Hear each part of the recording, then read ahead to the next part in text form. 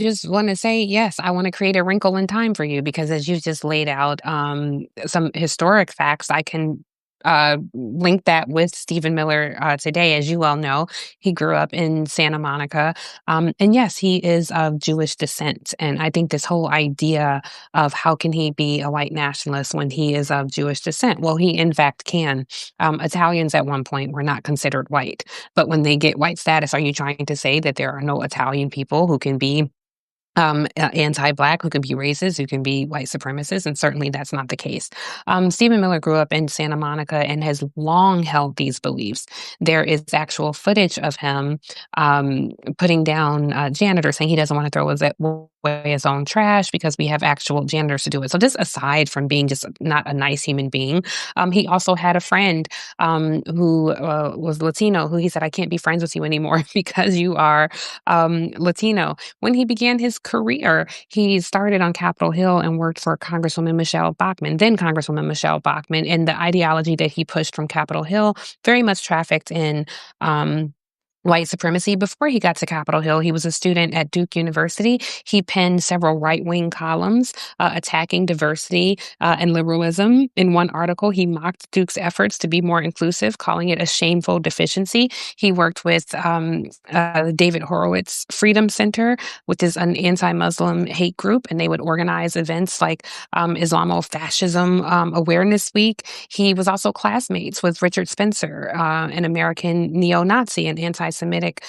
conspiracy theorist and a white supremacist. And they were both members of Duke's Conservative Union. Together, they would organize speaking events, which brought white nationalist Peter Bremelow to campus in 2007. These are all well-documented events. He is Brimelow regularly publishes the work of eugenicists, and you have heard Stephen Miller quote almost verbatim other eugenicists. He was feeding white nationalist articles to Breitbart leading up to President Donald Trump's 2016 campaign to create an enemy in immigrants. He, like I said, adopts verbatim John Tanton, who is a famous eugenicist and a white supremacist who believed in population control for non-white people.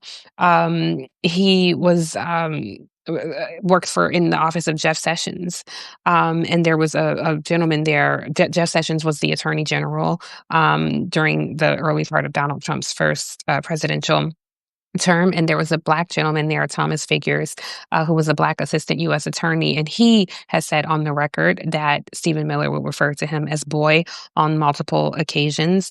Miller routinely collaborated with anti-immigration hate groups like the Federation for American Immigration Reform and the Center for Immigration Studies, both who have deep ties to white nationalism. And as Stephen Miller is collaborating with them, he elevated their hateful rhetoric into policy.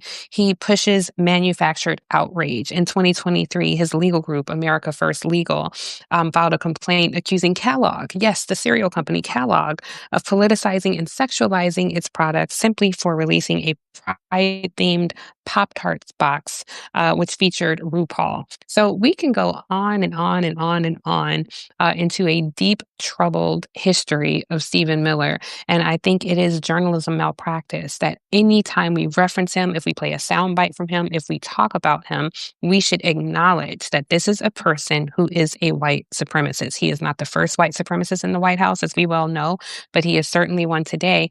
And as you know, Michael, it is really challenging to be the first person to say it. It does not become acceptable until people who don't look like us make it the norm.